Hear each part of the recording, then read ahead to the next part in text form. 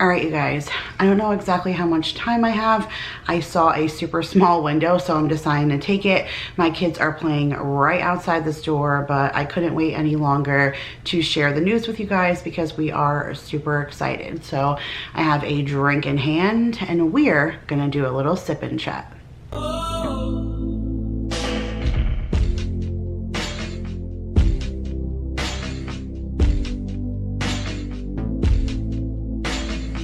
What's up, guys? I am super excited. I don't even know where to start. I just can't wait to like dive right in. So I hope everyone is having a great week so far. It's weird for me to like not even know how I want to start this. Usually I'll think about in my head like what I want to say, but I just kind of saw like a small window where the kids are preoccupied, they're playing and they have a movie on in the background. So I felt like I had 15-20 minutes to talk to you guys where I didn't have to have my complete eye on them. And I've been excited to just kind of share with you guys what's been going on. So if you follow me on Instagram, then you probably already know exactly what's been going on because I share a lot of my in the moment content over there. So if you guys have an Instagram and you're not following me, you can go ahead and follow me over there, and at least you'll be able to be caught up on a lot of the good stuff that's happening like on the day-to-day. But we decided to go ahead and place a bid on a house and it got accepted. Now, I know for some of you, you're probably like, wait, didn't you do a video not too long ago saying that you were stuck in this house for a lot longer than you intended?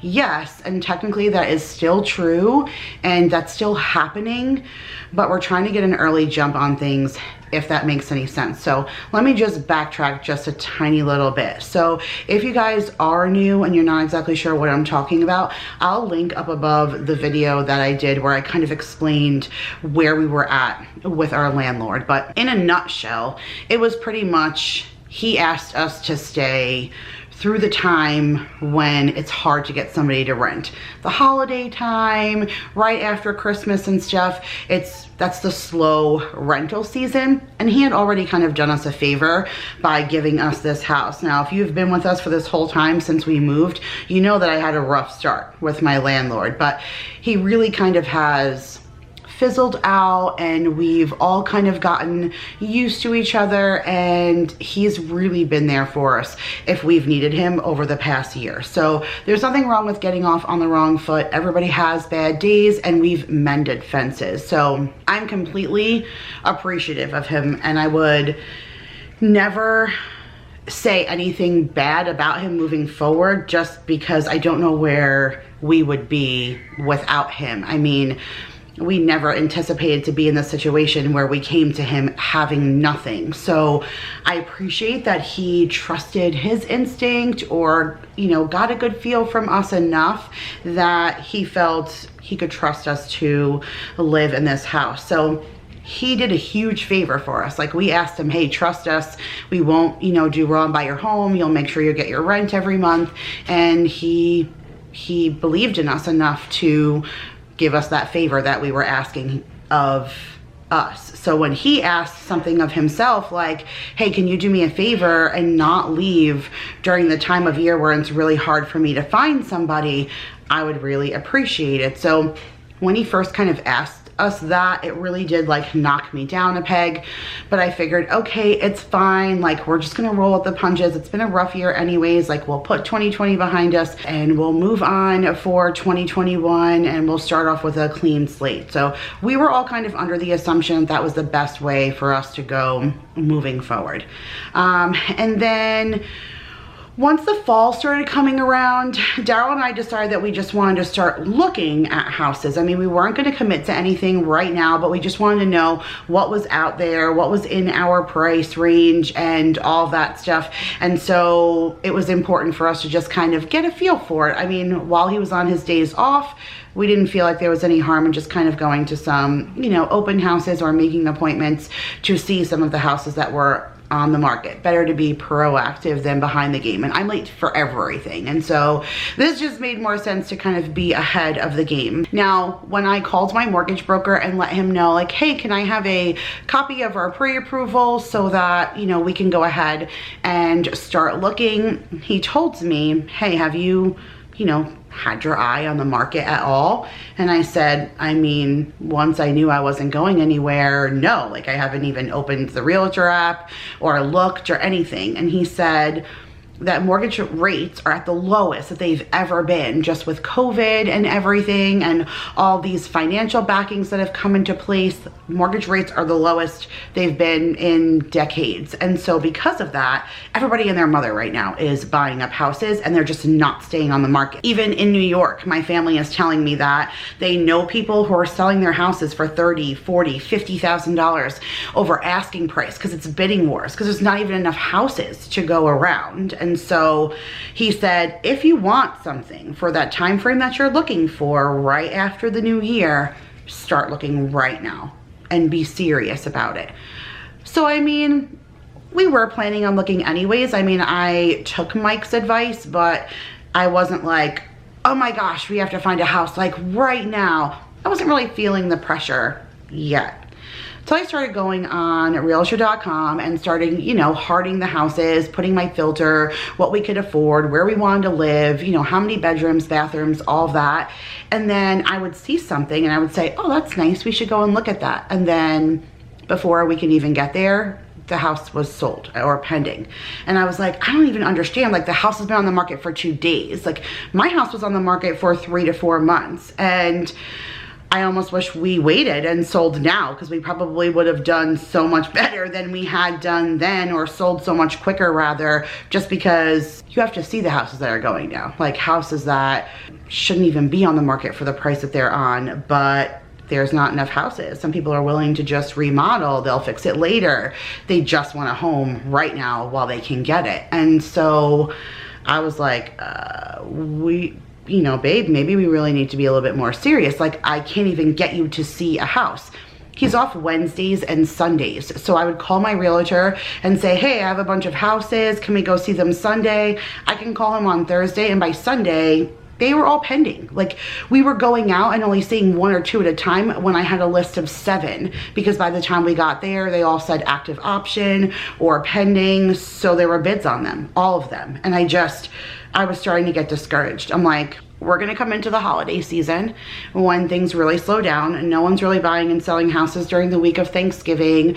No one's really buying and selling houses during the time frame of Christmas and New Year's.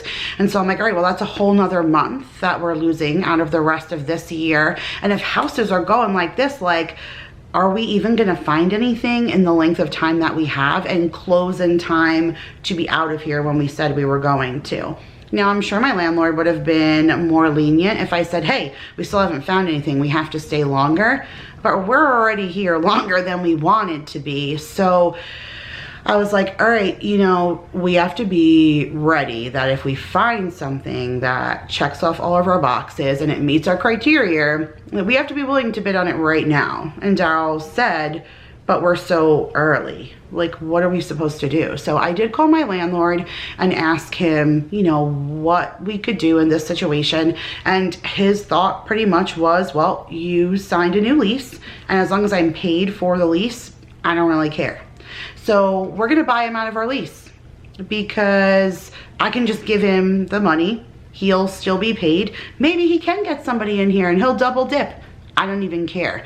I just don't want to be locked in here until March of next year and be rushed to find something, because I don't want to make a hasty decision, because I'm seeing what's left on the market and it's either not what we need, or it's not in our price range, or it needs so much work, and I just don't want to make a rash decision, if that makes any sense. You know, we if you make that mistake, then you end up with a money pit. And I just don't want to do that. A lot of the homes are older. We almost contemplated building and just building like another home like we had in Clover, not the forever home, just a place for us to be for the next, you know, 3 to 4 years or whatever. And then once Daryl and I are in an even better financial situation, I mean, we've only been here for a year. We got scammed when we first got here. We lost a good chunk of our money, and then we lost a whole bunch of money with the people who were buying our house. They pushed things back, so it cost extra expenses. We are definitely not where we thought we would be right at this time. And so that gives us a little bit more recoup time. And then at that point, we'll go ahead and build our forever home. But we were even contemplating new construction right now, just because we came from new construction. So we're both kind of accustomed to a certain lifestyle. And then we're walking into these houses that need to be completely gutted and remodeled. And Daryl's just not that handy. He can do some things. He's definitely knows his way around a toolbox. So it's not like he can't do anything. Paul is more handy than Daryl. So between the two of them, some stuff we can get accomplished. But I did notice that when we were trying to take care of some things in Clover, if it didn't look like it was professionally done, people were making comments saying, that looks like you took care of it yourself. And we did take care of it ourselves. And it wasn't that it was like atrocious. It was all still acceptable. It just wasn't professionally done, and it was noticeable.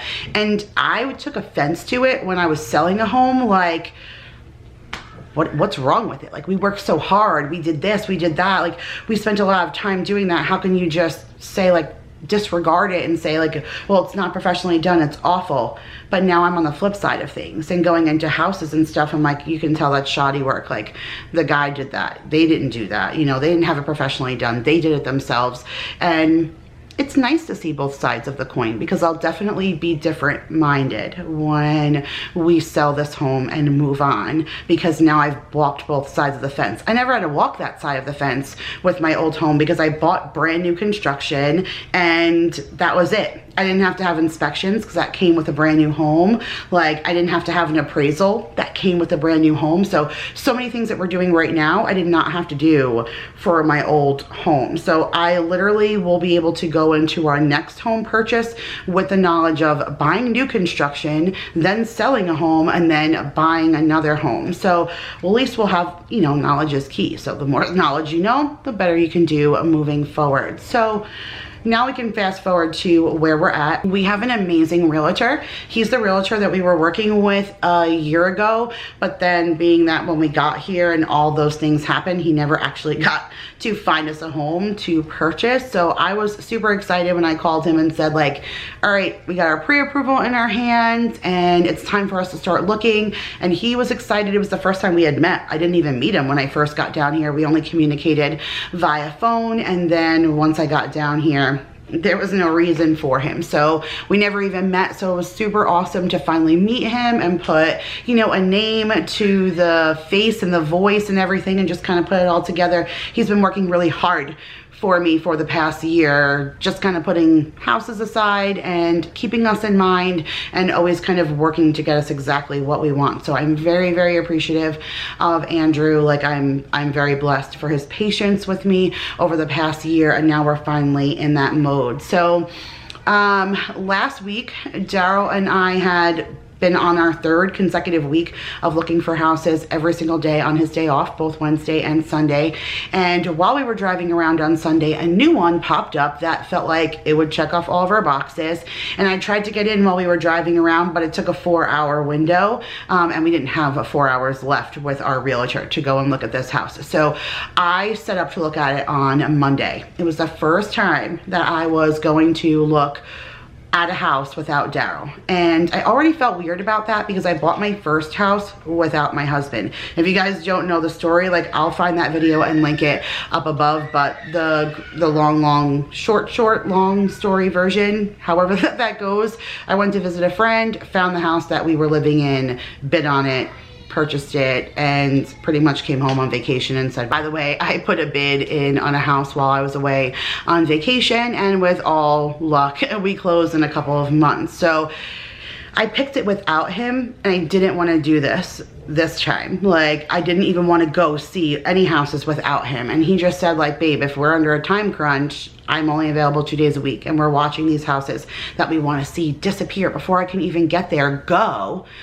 And then if you like it, like, we'll put a bid on it, and then I'll go back and see it. Like, we'll you know, we'll figure it out. You know what I want, and I know what you want, so we should be all right.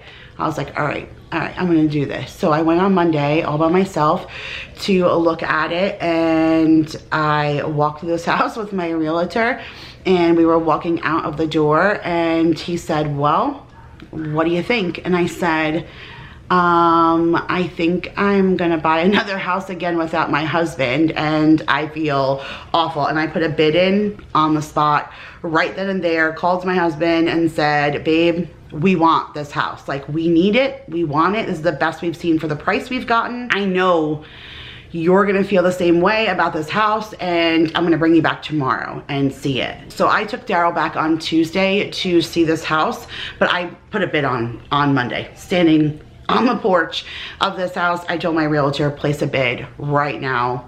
I don't want to lose this house. And we were the first ones to look at it and the first ones to place a bid.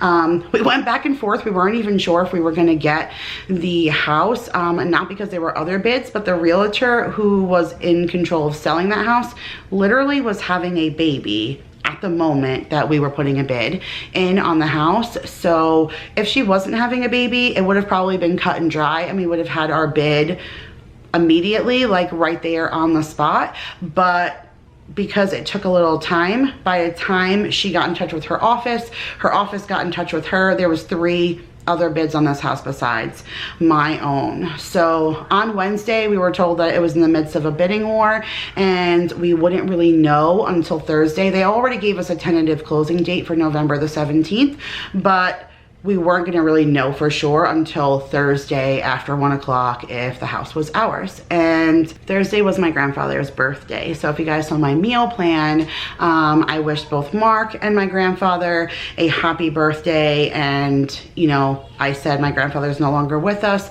and he's like my angel from up above. And Wednesday night before I went to bed, I prayed to him, and I was like, Pop, like, I need you to give me some answers. Like, I'm gonna use this and your birthday as a way to rationalize what happens tomorrow. So if we lose this house and we've been outbid, then that's your way of telling me this is not the house for you. But if we win the bid and we get this house, like, that's your way of saying that I made the right decision. And at 3 p.m. on Thursday, we were notified that our bid was accepted, and we are officially on the way to closing on this house. So we've already paid our earnest money, and our for you guys, when you guys are seeing this, then yesterday will have been our inspection. So when you guys are seeing this should be the day that we're getting back our reports to make sure that everything is golden. But this house is immaculate, you guys. Like, I cannot wait to share with you this house. Like, I cannot wait. I literally cannot wait to share with you and do like an open house tour, empty house tour, and share with you guys what it looks like. It's everything I want right now. It's the space that I want. It's the kitchen that I want. It's the kind of floor, like the tile, it's tile floor, but it looks like wood. It's got a white kitchen. It's absolutely beautiful. It's everything that we wanted and more. And for the first time in a year and a half, my husband and I were honestly and truly smiling. It has been a complete shit show for the last year and a half, 2 years. And for most of you, you can agree because you've been going through the same show we've been going through. But we've had our own trials and tribulations, and my mom and her stroke. It's just been a lot, and the move and the scan. It's been one thing after another for the last couple of years. And it feels really good to kind of see that all that stuff is behind us, and we're about to kind of go into the upheaval of good times. We're approaching the holidays, so we should be in this house probably not by Thanksgiving. I know they say the 17th, but appraisals and everything are behind because of COVID, and closing is behind because of COVID. And after my last house and how long it took to close, I am not guaranteeing anything. So I don't necessarily think that we're going to close by the 17th, but I would definitely imagine by the first week of December, which means I get to decorate the brand new house for Christmas. So that's all that really matters to me. The holidays are coming and we're about to move, and my landlord is fine. We're going to be able to take it nice and slow to move, which is great. I can move things out room by room and decorate over there slowly and the right way, instead of just dumping everything in the garage and then unpacking boxes one by one. I can bring a room over, unpack it, and then consider that done and go on to the next one. So I feel like I've never had that opportunity. It's always been like, hurry up and move, hurry up and move. And at least now, I've never had this opportunity to be able to, you know, it's about 20 minutes from where we are right now. So we can take a load of stuff over every day and just keep going over until everything is in. I think we've planned to give the keys back to the landlord about December 31st. And then we'll only be responsible for a couple of months paying him ahead of time. And like I said, I don't even care. My husband doesn't even care. I'm tired of being cramped, all of us being on top of each other. My kids will go back to having a room. They still want to share. And this house also has a game room. So if it gets to the point where my children don't want to share anymore, again, we're looking at a 3 to 5 year plan in this house. So if they don't want to share within the next couple of years, we'll just go ahead and close the game room off. That's what I did in my old house, and it was like $1,000 just to close it off and make it another bedroom, which is nothing into comparison to adding a whole nother room to your home. So we can do that if we have to, and then it'll just be, you know, upstairs tons of bedrooms and what we need, so everybody will have their own space. But I don't know, you guys, I'm really excited. It feels really, really good. I'm not even in a rush to like throw things in boxes and let's pack.